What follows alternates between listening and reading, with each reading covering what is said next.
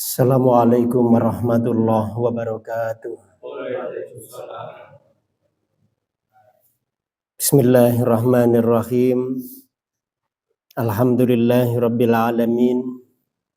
Wassalatu wassalamu ala nabiyyina wa rasulina Muhammadin wa ala alihi wa ashabihi wa man ihtada bihadihi ila yaumiddin.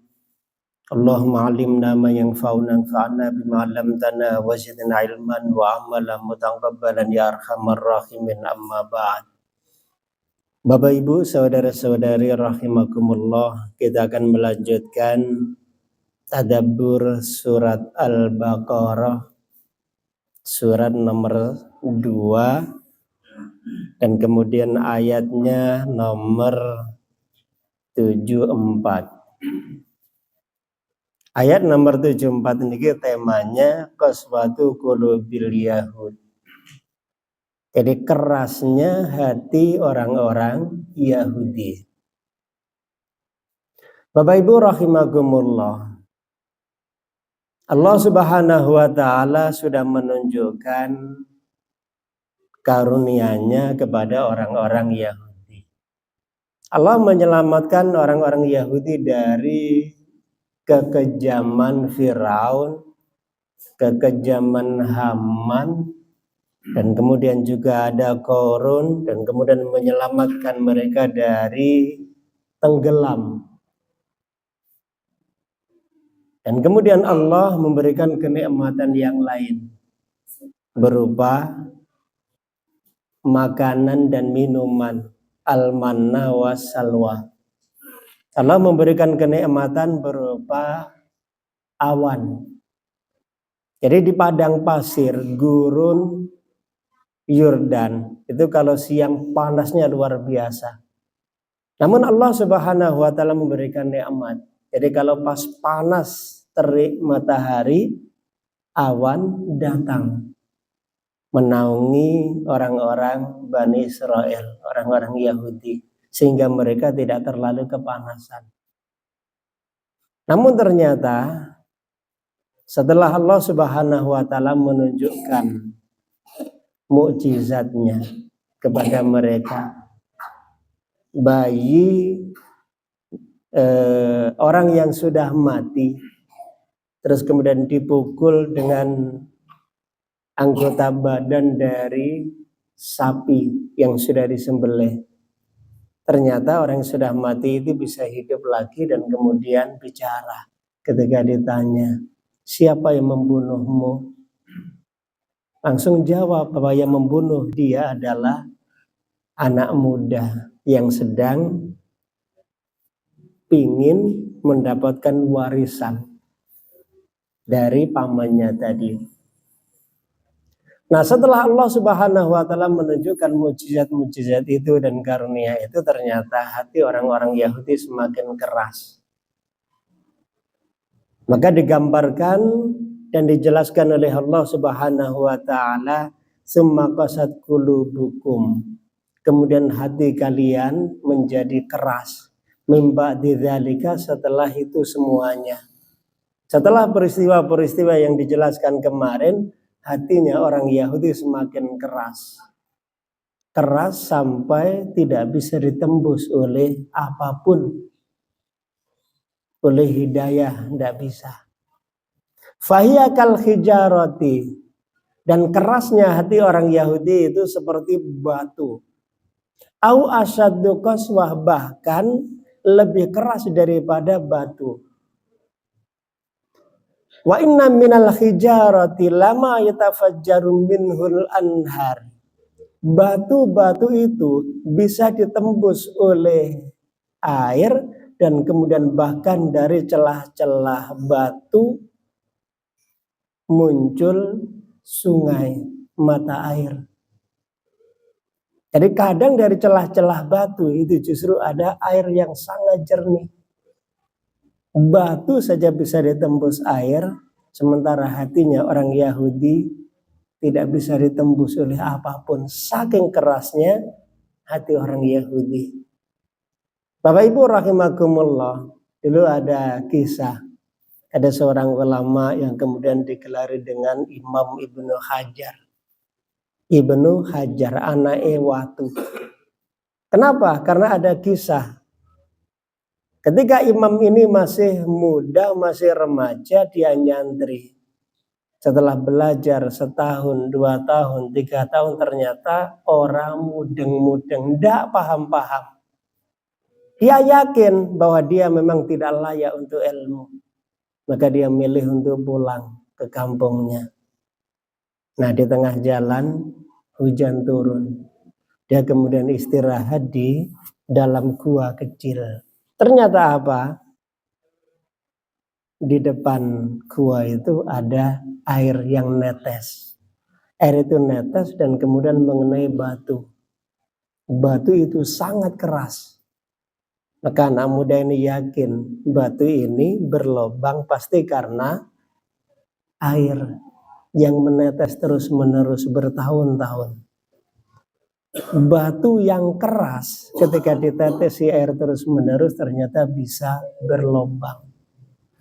Berarti hati saya yang tidak bisa ditembus oleh ilmu. Kalau terus-menerus ditembus dengan ilmu pasti nanti akan berlobang. Pasti ilmu akan masuk. Kalau begitu saya akan balik ke tempat pengajian, saya akan balik ke pesantren, saya akan belajar lagi. Lebih keras lagi dan lebih lama lagi. Dan ternyata benar, dia kemudian menjadi seorang ulama ahli ilmu. Batu bisa pecah ketika dipukul. Dan batu bisa berlobang ketika dilobangi. Dan batu bisa dipakai pondasi untuk bangunan. Bapak Ibu kalau ke Mekah itu banyak istana, hotel dibangun di atas batu. Jadi enak nggih, ndak usah pakai paku bumi. Cukup batu niki dilobangi, terus kemudian dipasang besi yang besar, terus nanti atasnya dicor, udah bisa naik ke atas.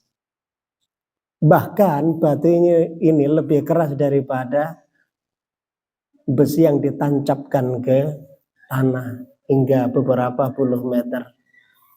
Batu ini. Bapak Ibu, batu dilobangi bisa, tapi kalau hatinya orang Yahudi tidak bisa dilobangi. Tidak tahu seperti apa hatinya orang Yahudi itu. Kalau saya merasa heran, kita merasa heran. Allah Subhanahu wa Ta'ala juga menggambarkan betapa hebatnya hati orang Yahudi itu. Lebih keras daripada batu. Fa inna minha, dan sungguh dari batu itu lama yashaqqaqu minhu, lama yashaqqaqu fayakhruju minhul ma. Ada batu yang bisa pecah dan ada batu yang bisa ditembus oleh air. Jadi dari celah-celah batu itu bisa muncul mata air. Wa inna minha lama yahbitu min khasyatillah, dan sungguh ada batu yang jatuh karena takut kepada Allah Subhanahu wa Ta'ala. Bapak Ibu rahimakumullah, Allah Subhanahu wa Ta'ala kemudian mengancam orang-orang Yahudi dengan cara yang halus. Ancamannya adalah wa mallahu bighafilin amma ta'malun. Sungguh Allah tidak akan lalai dengan apa yang kalian lakukan, wahai orang-orang Yahudi. Allah menunda tapi tidak membiarkan. Kalau dalam bahasa Arabnya itu yumhil wala yuhmil. Allah menunda tapi tidak membiarkan. Bapak Ibu rahimakumullah, dulu ada ceritanya di Mesir kalau tidak salah. Ada seorang mahasiswa yang bertanya kepada syekhnya, wahai syekh, Allah Subhanahu wa Ta'ala dalam Al-Quran, dalam hadis Nabi itu banyak menghancurkan kaum-kaum yang zalim. Kaum 'Ad, kaum Samud yang zalim-zalim itu dihancurkan oleh Allah. Nah, kenapa orang Yahudi itu kok tidak hancur? Padahal mereka terus melakukan kezaliman sejak masa Nabi Musa sampai pada masa Nabi Muhammad SAW sampai pada masa sekarang ini. Bahkan masa-masa sekarang ini di zaman itu ya, kira-kira beberapa puluh tahun yang lalu. Bahkan masa-masa sekarang ini orang Yahudi semakin zalim. Kenapa Allah tidak menghancurkan mereka? Jawaban saya tadi ternyata sederhana. Jawabannya adalah kalian ingin jadi pejuang? Ya tentu.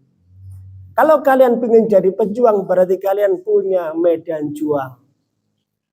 Kalau kalian ingin jadi pejuang tanpa ada medan juang, maka bukan pejuang itu namanya. Dan Allah Subhanahu wa taala membiarkan orang-orang Yahudi bukan berarti membiarkan, tapi Allah menunda hukuman untuk mereka sampai nanti di akhir zaman atau sampai nanti di hari akhirat. Allah menunda tapi tidak membiarkan. Dan ini adalah menjadi medan juang bagi kalian dan bagi kita semuanya. Nah, kalau jadi pejuang tanpa ada musuh, jadi pahlawan tanpa ada perjuangan, maka jelas tidak mungkin. Maka tidak usah meratapi, tidak usah menyesali takdir. Oh, takdirnya Allah membiarkan orang-orang Yahudi. Tidak usah diratapi, tidak usah disesali. Yang perlu ditangisi adalah ketika kita tidak bisa berpihak kepada kebenaran, tapi justru terpengaruh oleh orang Yahudi yang zalim itu. Ini yang patut disesali. Bapak Ibu rahimakumullah, bicara iman memang gampang. Bicara keberpihakan itu gampang. Enggak. Tapi dalam prakteknya di lapangan tidak gampang loh. Indonesia merdeka 1945. Sebelum itu sejak 1928 sudah ada Sumpah Pemuda, terus kemudian usaha untuk Indonesia merdeka. Kita yang baca sejarahnya gampang. Seandainya saya hidup di masa itu, saya akan berpihak kepada perjuangan Indonesia untuk merdeka.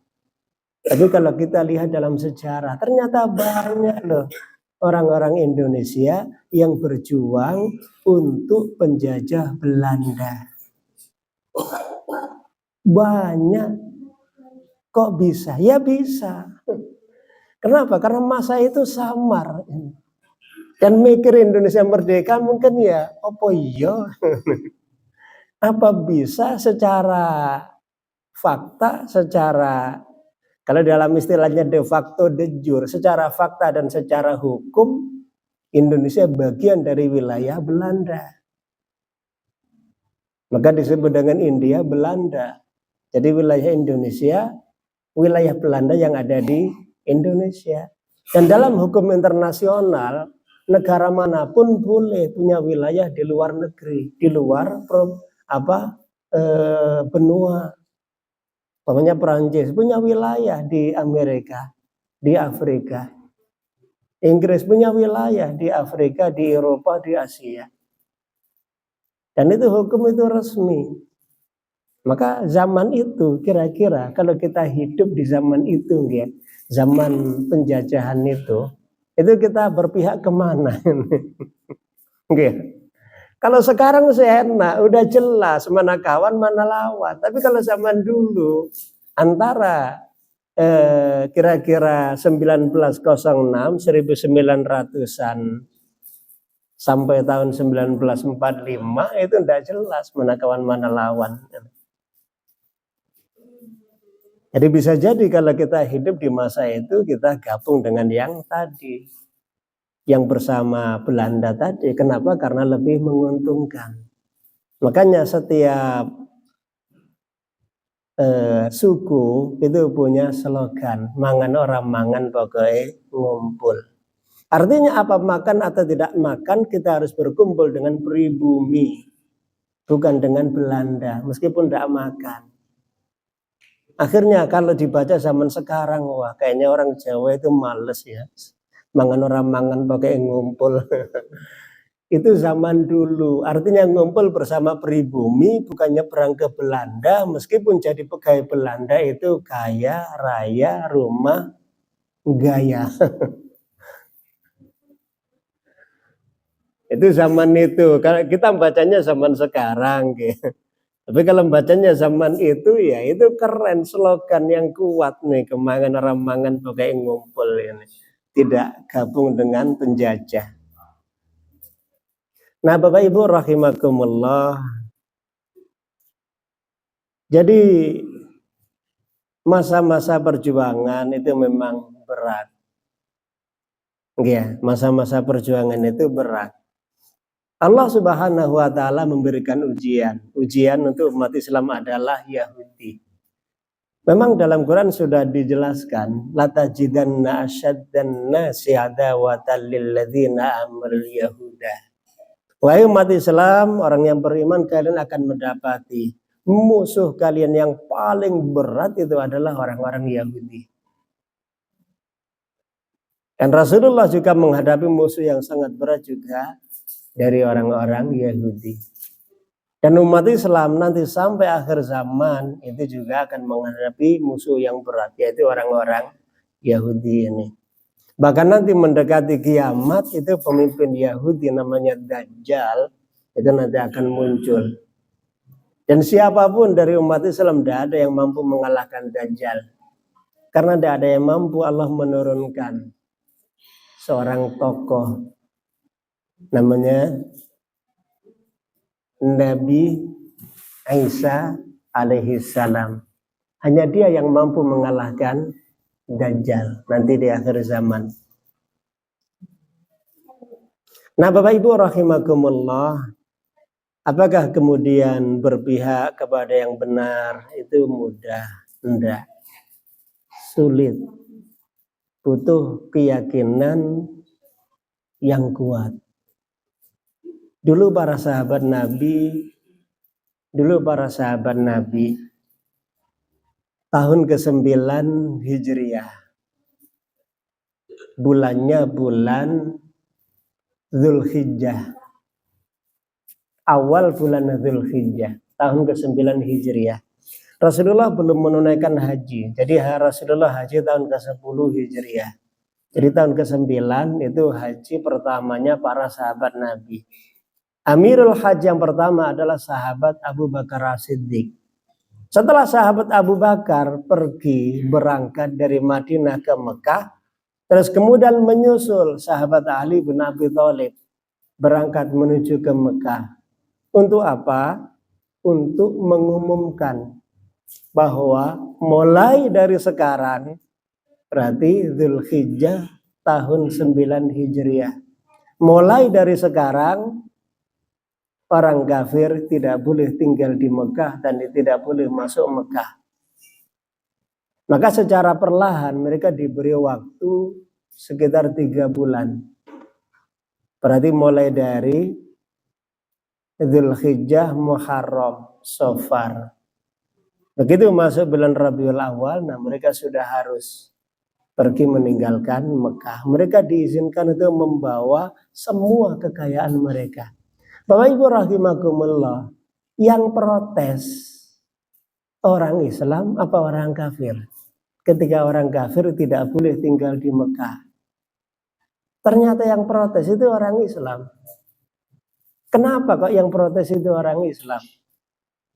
Karena orang kafir di masa itu, jadi tahun ke-9, mereka yang menguasai ekonomi Mekah tentunya. Dan jumlah para sahabat Nabi baru sekitar 1 tahun menguasai Mekah, menaklukkan kota Mekah. Jadi perputaran ekonomi, jadi ekspor impor itu masih dikuasai oleh orang-orang kafir. Nah, kalau nanti orang kafir tidak boleh masuk Mekah, kemudian yang ngatur ekonomi Mekah siapa? Ekspor impor nanti siapa yang ngatur? Yang impor nanti siapa? Beras nanti tidak bisa masuk Mekah. Kok beras nih? Gandum tidak bisa masuk Mekah. Kalau orang kafir tidak boleh masuk Mekah. Jadi para sahabat Nabi khawatir, nah, nanti kita makan apa nanti? Selama ini yang mendatangkan bahan-bahan makanan itu kan orang kafir dibawa ke Mekah. Nah kalau mereka tidak boleh masuk Mekah, nanti kita makan apa? Allah Subhanahu wa taala kemudian memberikan jaminan. Iyakunu fuqara'a, jika kalian fakir, fasaufa yughnikumullahu min fadlih. Allah akan memberikan kecukupan dari karunia Allah sendiri. Artinya apa? Siapapun yang bertekad untuk melaksanakan perintah Allah, dia tidak akan mati karena rezekinya kurang. Allah akan memberikan karunia dari sisi Allah. Artinya dari sisi Allah itu berarti cukup laksanakan, nanti pasti akan ada jalan keluar. Nanti pasti ada jalan keluar. Ya, nanti sumbernya dari mana pasti ada. Meskipun sekarang mungkin tertutup. Sama di masa sekarang, ketika ada rame-rame boykot produk Yahudi. Apa yang protes orang Yahudi? Enggak, orang Islam. Aku itu adus mandi, kalau enggak pakai sabunnya produk Yahudi, kok rasanya kayaknya enggak bersih gitu ya. Mandi terus kemudian gosok gigi terus apa saja, kalau tidak memakai produk yang dilarang karena itu produknya Yahudi, itu kita itu tidak merasa marem. Ini. Jadi rame-rame demo mungkin ya, boykot ini, produk Yahudi dilarang masuk, dilarang dipakai ini. Tapi ternyata dia bawa tas, bawa minuman, bawa jajan ini. Itu loh produknya Yahudi semuanya ini. Sampai kemudian pasta gigi, iya. Itu juga dari produknya Yahudi. Berarti apa? Sebenarnya yang berat ya, yang mati Islam sendiri. Jadi memang berjuang itu kelihatannya gampang, tapi ya susah. Kenapa? Karena butuh keyakinan. Tantangan pasti ada. Wah, nanti kalau saya begini jangan-jangan nanti saya tidak bisa makan. Padahal Allah sudah memberikan jaminan, fasaufa yughnikumullah. Allah akan memberikan kecukupan kepada kalian. Bapak Ibu rahimakumullah, ayat ini wa mallahu bighafilin amma ta'malun.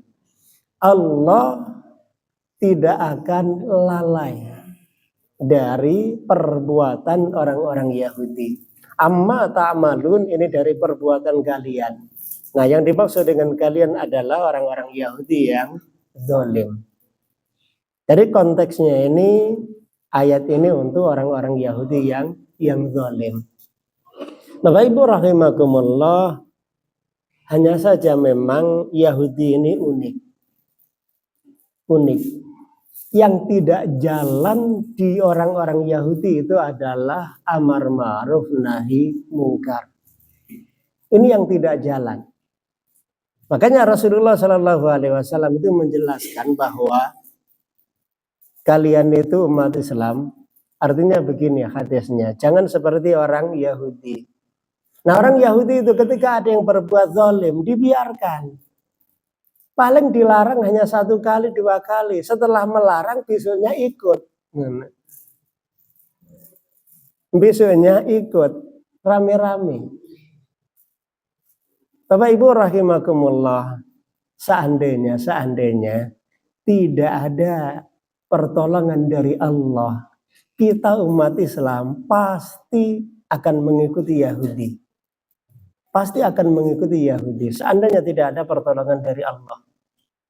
Apa bentuk pertolongan dari Allah itu? 1, jaminan la tajtami'u ummati ala dolalah. Bahwa umat Islam melalui tokoh-tokohnya, ulamanya, tidak akan sepakat dalam kebatilan. tidak akan sepakat.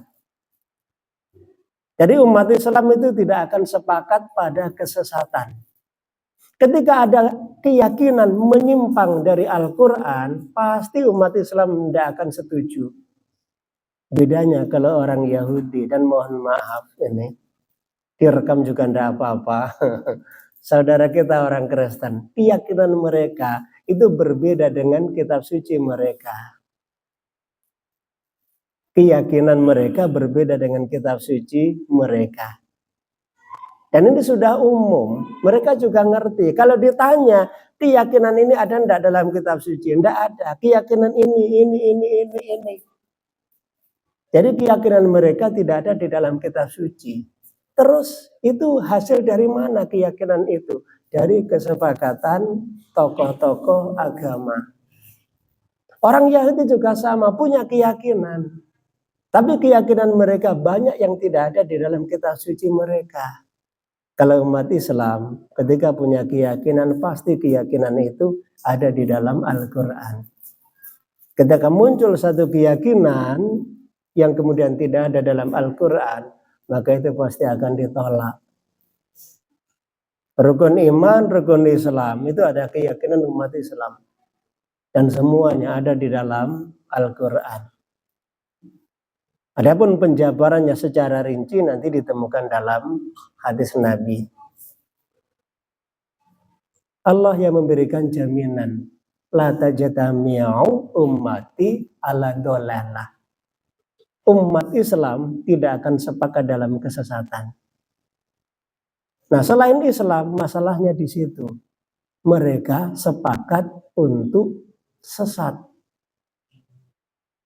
Buktinya apa? Mereka sepakat untuk membuat keyakinan yang keyakinan itu tidak ada di dalam kitab suci. Padahal kitab suci itu adalah ajaran dari nabi mereka. Nabi mereka dari Allah Subhanahu wa Ta'ala.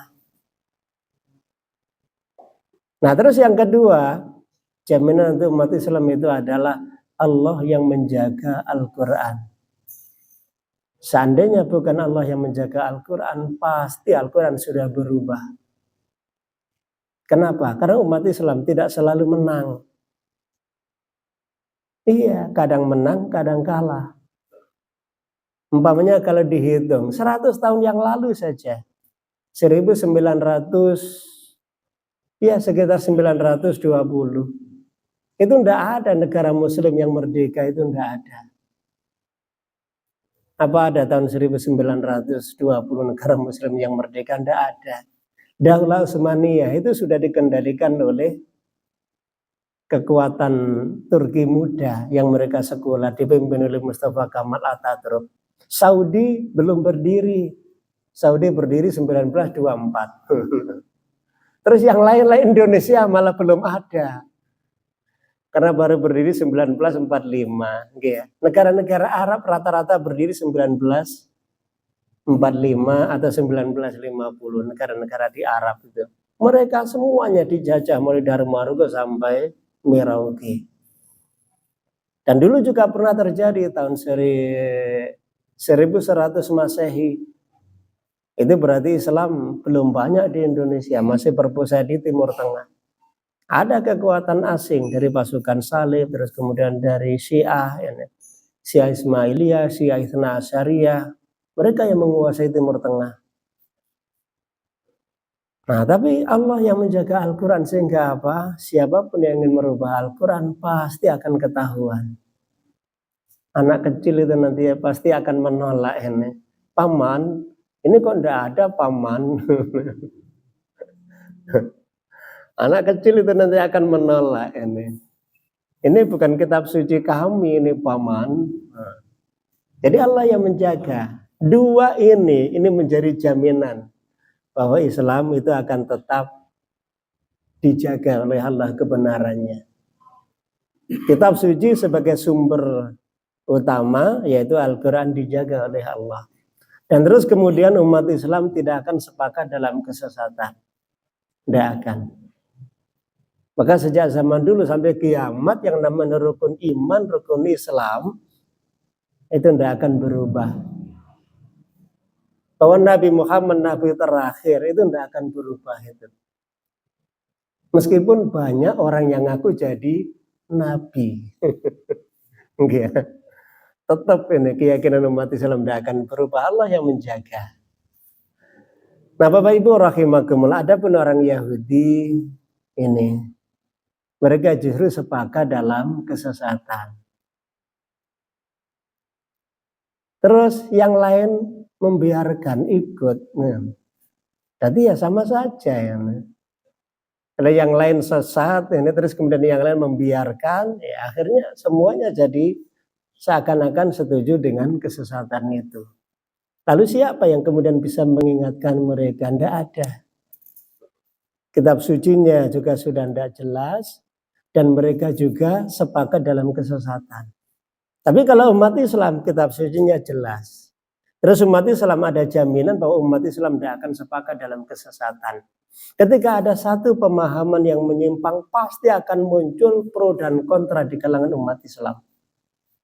Pasti. Dan nanti lama-lama pasti akan terpilih. Yang benar yang mana. Pasti akan muncul. Karena memang ribut itu penting. Kalau tidak diributkan, orang tidak tahu bahwa ada masalah. Ribut itu penting. Kalau tidak ada keributan, orang tidak tahu bahwa ada masalah. Kenapa kalau ada maling itu mesti ribut? Ya kalau tidak ribut, tidak tahu bahwa ada maling. Makanya ribut, supaya ramai, nanti pasti lama-lama ketahuan. Nah Bapak Ibu rahimakumullah, kita lanjutkan ke ayat berikutnya. Ini masih berkaitan dengan karakter orang-orang Yahudi. Kalau tadi orang Yahudi punya hati yang sangat keras. Sekeras batu, bahkan lebih keras dari batu. Nah terus kemudian ayat 75 sampai 78. Ini menjelaskan tentang istiba'adu imanil Yahud. Bahwa orang Yahudi ini kemungkinan kecil mereka masuk Islam. Bapak Ibu rahimakumullah, manusia yang sesat atau manusia yang dosa itu kan ada dua. Ada yang memang tidak tahu kemudian dia tersesat atau dosa. Ada yang tahu dan kemudian sengaja menyesatkan diri. Nah, maka dalam Al-Quran untuk orang-orang yang berdosa, Allah memberikan iming-iming. Bertaubatlah, bertaubatlah. Nah, siapa saja yang bertaubat, Allah akan memberikan taubat. Untuk siapa? Untuk orang-orang yang berdosa. Karena orang melakukan dosa itu kadang-kadang terseret. Nah, tapi kalau untuk orang Yahudi dan orang-orang yang sombong, itu memang mereka melakukan dosa dengan niatan sengaja menantang Allah Subhanahu wa Ta'ala. Nah, masalahnya di situ. Maka orang yang tidak tahu, ya tidak apa-apa. Atau dia ngerti bahwa itu dosa, terus kemudian dia terseret dalam dosa karena hawa nafsunya, Allah menjamin bertaubatlah maka Allah akan mengampuni. Nah sementara orang Yahudi dan orang-orang yang sombong, nah itu memang mereka sengaja merubah kebenaran. Dan kemudian sengaja menentang dan menantang Allah Subhanahu wa Ta'ala. Bapak Ibu rahimakumullah, di antara Yahudi dan Nasrani, itu yang paling banyak masuk Islam itu adalah orang-orang Nasrani, orang Kristen. Nah, sementara dari orang Yahudi yang masuk Islam itu memang jumlahnya sangat sedikit. Zaman Nabi maupun zaman sekarang ini. Tapi tetap ada. Zaman Nabi juga ada. Abdullah bin Salam, Zaid bin Sana. Zaman Nabi ada. Zaman sahabat Nabi juga ada. Ka'ab bin Al-Akhbar itu tokoh Yahudi paling hebat. Dia kemudian masuk Islam. Zaman sekarang juga banyak orang-orang Yahudi yang masuk Islam. Tapi kalau dihitung persentasenya, 1% saja mungkin tidak ada. Barangkali ini. 1% saja mungkin tidak ada. Mungkin dari 5 juta. Atau mungkin dari 25 juta Yahudi di dunia. Kira-kira berapa persen yang masuk Islam? Seandainya dari 25, itu 1% saja. Itu sudah lumayan loh, lumayan banyak. 25 juta 1%, berarti pinten itu. Kalau 100 berarti ada 1, kalau 1000 berarti pinten. 1000 ya. Kalau 1000 berarti ada 100 ini. Ada 1 juta berarti ada 1000. 1 juta berarti ada 1000. Nah, kalau 25 juta berarti ada 25.000. Tidak ada. 0,5% atau 0,5 yang tidak ada. Sedikit. Tapi kalau dari orang Kristen banyak yang masuk Islam.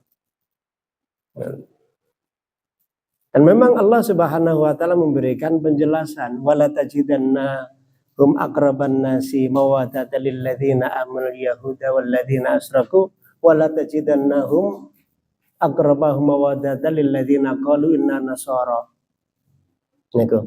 Jadi yang dekat dengan Islam, yang kemungkinan mereka masuk Islam adalah dari mereka orang-orang Kristen.